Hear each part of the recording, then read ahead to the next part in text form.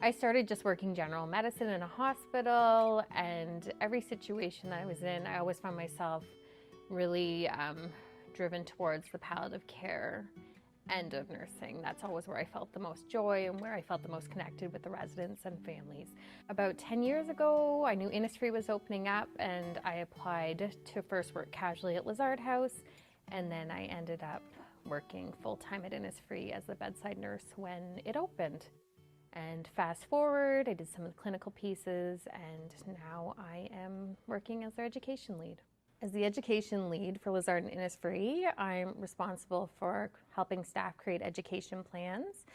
I've been in this role for about 2 years now, and it came about as just this need to help support all the staff and volunteers within the organization to increase their education when it comes to hospice palliative care. So what I have been doing is creating education standards. First started with the clinical team, with the PSWs and nursing team, and now working towards creating education standards as well for admin staff and psychosocial team. Another part of my role is I support the professional practice committee, just helping to develop our education, help develop our policies, and just to ensure that we are providing care at the most highest standards for our residents and for their families. One of the really exciting parts about my role is the opportunity to partner with Conestoga College and create a professional development day for our staff. We have had 2 days so far. So this started last year, and we've done one this year as well. So this is an opportunity for all our full-time and part-time staff. This is including our clinical team as well as our administrative team to come together and have a learning day. Lazard and Innisfree, we've recognized the importance of equity, diversity, and inclusion within our organization, and as well with our relationships with individuals within the community as a whole. About 2 years ago, we noticed that we needed to have a land acknowledgement. That was really important for us to have.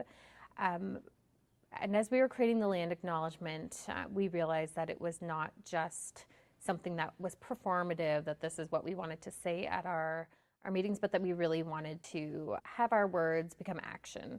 So part of our the land acknowledgement is acknowledging that the importance of education for our staff and volunteers, and part of that is also to build partnerships with Indigenous organizations within the region.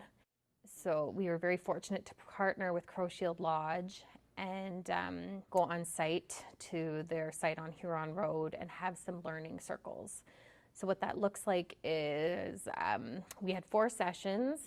There were 20 staff and volunteers that attended each session, and we had 2 facilitators and a firekeeper, and the staff could ask questions just regarding any questions regarding death and dying within an Indigenous context. And so it was a great way to learn and come together and just really partner with Crowshield Lodge in a meaningful way.